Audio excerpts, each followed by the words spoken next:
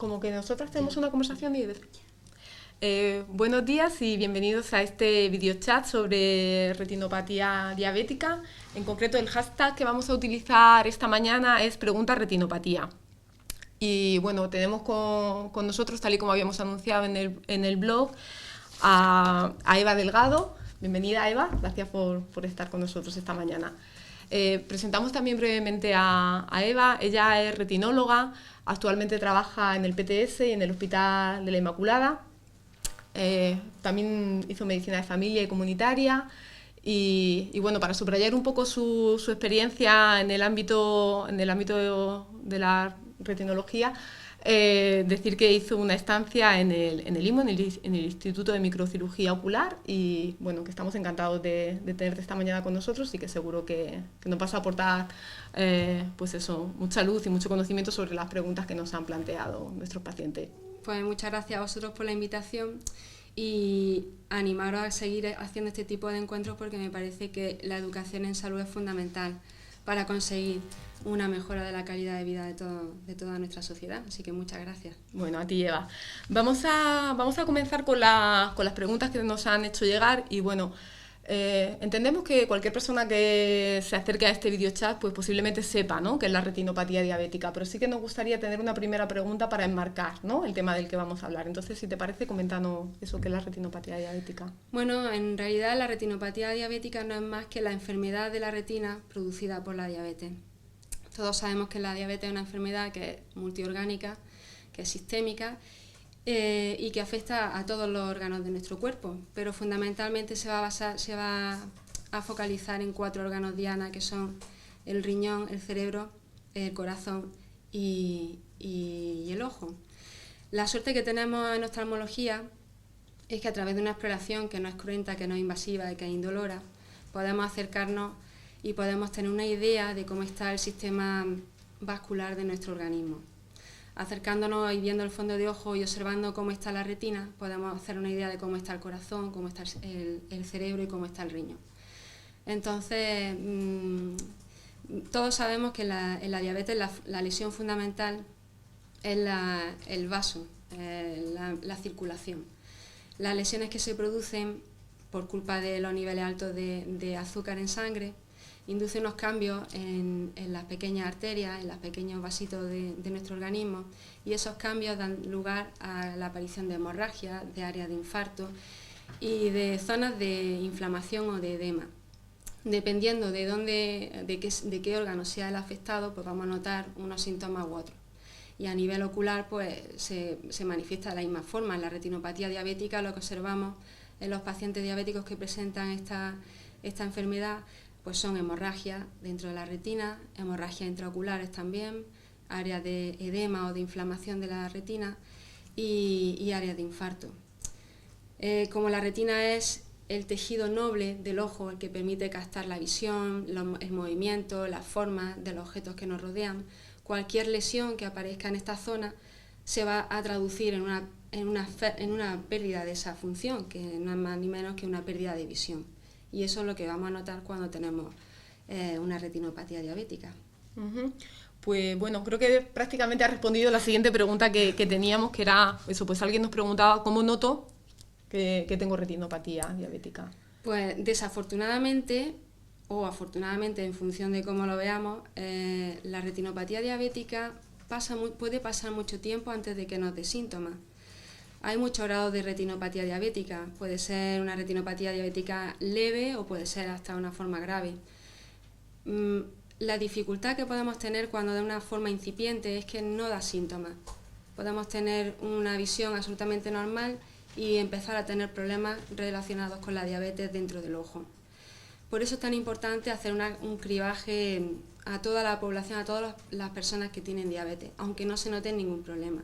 Es fundamental asistir pues, a las revisiones periódicas, aunque nos sintamos asintomáticos. Luego, en una fase más avanzada de la enfermedad, pues lo que nos vamos a notar fundamentalmente es pérdida de visión, la incapacidad para leer o para ver el detalle.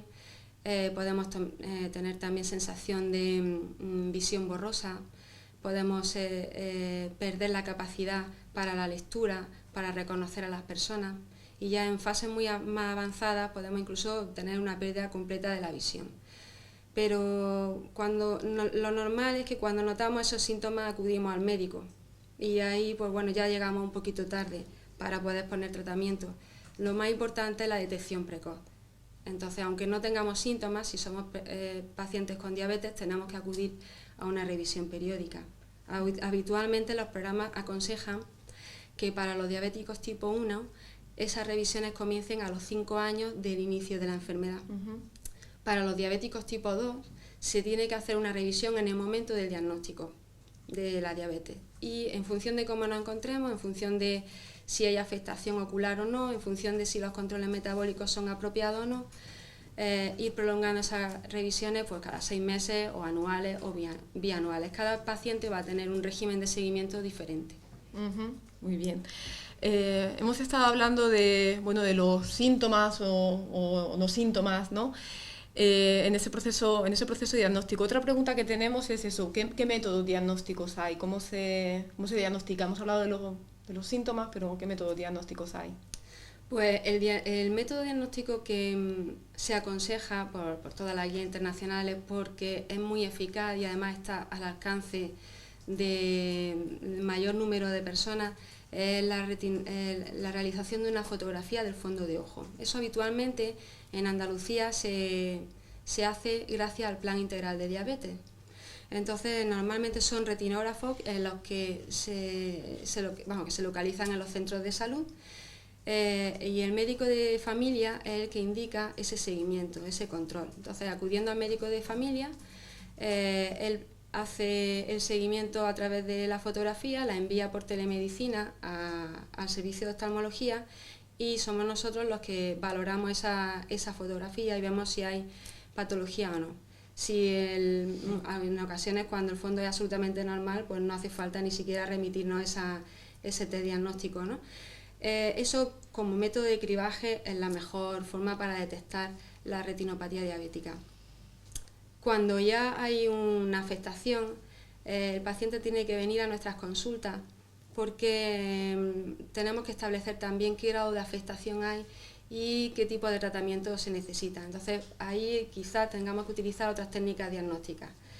La mayoría de las veces son técnicas que no son invasivas, pero en ocasiones tenemos que hacer algunas técnicas complementarias que suponen a lo mejor la realización de un contraste venoso, ¿no? Que ya es un poquito más invasivo, pero gracias a las nuevas tecnologías, me refiero por ejemplo a la tomografía de coherencia óptica, pues se evitan muchas exploraciones invasivas que antiguamente había que hacerlas prácticamente de rutina. O sea que el método diagnóstico es algo que también está mejorando, ¿no? Sensiblemente para los pacientes.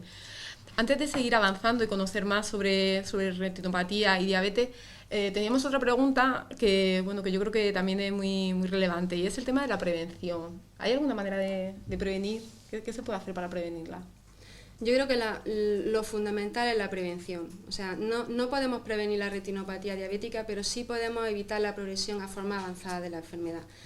En los estudios que hay, en España hay menos estudios, pero hay algunos, pero sobre todo en los países comunitarios, sí se ha visto que a lo largo de la evolución del tiempo, la incidencia de la diabetes tipo 1 y tipo 2 más o menos se mantiene estable. La retinopatía se mantiene más o menos en la misma prevalencia. No se ha modificado la prevalencia conforme se han ido avanzando en las técnicas de tratamiento y de diagnóstico. Pero sí que es verdad que el diagnóstico precoz ayuda a realizar un tratamiento precoz y a evitar que la enfermedad vaya a los estadios finales, que son los que conllevan la pérdida de la visión. Por desgracia, eso en España no se está realizando. Se ha visto que en otros países se ha invertido mucho en recursos de prevención y de diagnóstico precoz y eso se refleja en un descenso de los grados severos de la retinopatía. Pero en España estamos todavía en niveles que no son comparables a los de la Comunidad Europea. Entonces necesitamos pues este tipo de actividades, ¿no? de difusión, de conocimiento y por supuesto más recursos económicos a nivel de atención primaria y también de asistencia especializada, porque por ejemplo las campañas de seguimiento en el plan de integral de la diabetes se aplican en el 50% de las personas diabéticas. En la atención especializada el 70%, con lo cual estamos todavía lejos del rango óptimo. O sea, en ese sentido... Pero la prevención es fundamental, claro. Y ha subrayado también la importancia de, otra vez, de nuevo, ¿no?, del diagnóstico precoz. Sí. Nos preguntaban también en esta misma línea, nos decían que si una manera de cuidar la retinopatía o de prevenirla podría ser cuidar la diabetes. Por supuesto, si hay factores que nosotros no podemos modificar a la hora de evitar la progresión de la enfermedad, como por ejemplo el tiempo de evolución, pues el tiempo es el tiempo y no podemos modificarlo, o por ejemplo determinados factores genéticos. Pero hay otros factores que son modificables y que sí que se ha visto que están correlacionados con la progresión de la enfermedad. Por ejemplo, el control metabólico. Se ha visto que a mejor control metabólico, menos índice de forma grave de retinopatía. El control de la tensión arterial. Cuando la tensión arterial está descontrolada, es alta, también hay mayor incidencia de forma grave y de pérdida de visión. El control de los niveles de lípidos. Todos esos son factores que nosotros podemos modificar y que nos van a ayudar a evitar una pérdida de visión por la diabetes. Hay otros factores también como el tabaco, que son importantes. Entonces, el tratamiento de esta enfermedad debe ser muy integral. No podemos focalizarnos solamente a nivel de corazón, a nivel de riñón, a nivel de cerebro, sino que tenemos que hacer un abordaje mucho más integral. Tenemos que, por supuesto, tratar la retinopatía diabética, pero ese tratamiento va a ser mucho más eficaz si tenemos un buen control metabólico, unos controles de tensión adecuados y un control de lípidos también óptimo. Muy bien. Y todas estas cuestiones que han mencionado son cuestiones en las que los pacientes tienen mucho que decir y pueden hacer mucho, ¿no? Pueden ser también esos agentes activos, pues eso, controlando el nivel de tensión arterial, el nivel de lípido, ¿no? Por supuesto. Mis pacientes lo saben, que cuando vienen a las revisiones me traen casi todo un análisis reciente con niveles de colesterol, control de hemoglobina glicosilada y siempre hay que hacer una labor educativa importante. Hacer que el diabético, la persona diabética, tome conciencia de que él es una parte fundamental y es el eje en realidad de la evolución de esa enfermedad. Si uno toma conciencia y se pone en serio a controlarse todos estos factores, pues podemos tener una evolución muchísimo mejor con todos los tratamientos que tengamos que aplicar. Y yo animo porque hay mucha diferencia cuando hay un paciente que se está controlando adecuadamente a otro paciente que no, o bien por culpa nuestra que no hemos sabido que transmitirle esa necesidad, o bien por los factores sociales que nos puedan rodear, no ha tomado ese nivel de conciencia como para implicarse de forma activa, ¿no?, en su propia enfermedad. Claro, sabes que ese es el mensaje que subrayamos siempre, ¿no?, en Escuela de Pacientes, qué puedes hacer tú, ¿no?, como paciente por tu propia salud y la posibilidad de ser un agente activo, ¿no?, en la salud. Otra pregunta que teníamos, una persona nos planteaba que tenía diabetes desde hace más de 20 años y qué riesgo tenía de tener retinopatía diabética, ¿no? No sé, la idea de si a más tiempo, más riesgo o no. Bueno, eso, a ver, todo depende. Depende de qué, pues del tipo de diabetes, de factores, por ejemplo, de la genética. Pero en los estudios epidemiológicos que hay, se sabe que cuando un paciente tipo 1 lleva 20 años de evolución, la probabilidad de tener retinopatía diabética es del 98%. O cuando es de un tipo 2, pues puede llegar hasta el 70%, la probabilidad a los 20 años. Pero insisto un poco en lo de antes. No es lo mismo tener una retinopatía diabética con una lesión aislada, que no va a dar problemas de visión, a tener una forma grave. Se puede tener una retinopatía diabética con 20 años de evolución de carácter leve y no necesitar tratamiento. Simplemente con los controles metabólicos mantenerse con una buena función visual, el ojo. Hay pacientes que llevan 10 años y que desarrollan una retinopatía diabética proliferativa severa. Entonces, el control de la enfermedad es muy importante en la evolución. 20 años de evolución en un paciente bien controlado no es lo mismo que 5 en un paciente mal. De acuerdo. Algo que has mencionado también enlaza con otra pregunta que teníamos, y es si todos los perfiles de paciente diabético tienen el mismo riesgo, si en función de si es diabetes tipo 1 o tipo 2 hay más o menos riesgo? Por lo general, los pacientes tipo 1 y la embarazada tienen más riesgo que los pacientes tipo 2. Eso es la norma general. Hay otros factores que influyen, como por ejemplo el tabaquismo, la obesidad, el sedentarismo. Hay también algunas patologías que se asocian, por ejemplo la anemia, que puede empeorar también un poco la evolución de la enfermedad, pero normalmente el perfil de personas que suelen tener más riesgo para retinopatía son diabéticos tipo 1, de mucho tiempo de evolución, con mal control metabólico y con otros factores asociados. Pero los tipo 2, el volumen mayor de nuestras consultas, el tipo 1 el porcentaje es mucho menor que el tipo 2. De acuerdo. Nos preguntaban también si además de la... ¿no? Si además de la que estamos viendo ahora, de si la retinopatía, hay otras enfermedades que afecten al ojo y que puedan ser también causadas por la diabetes. Sí, no hay una relación muchas veces clara, ¿no? Estadísticamente significativa, por ejemplo, entre el glaucoma y la diabetes, pero sí que podemos observar que los pacientes diabéticos suelen presentar glaucoma con más frecuencia. O, por ejemplo, el tema de las cataratas, también hay cataratas que se presentan en pacientes diabéticos. Hay otra patología como el desprendimiento de retina, que aparece en la retinopatía diabética severa, o, por ejemplo, las hemorragias vítreas, también es más frecuente encontrarlo en pacientes diabéticos. La diabetes no es solamente la retinopatía, sino que lleva una serie de alteraciones en el resto del ojo que también se traducen en todo este tipo de problemas. De acuerdo.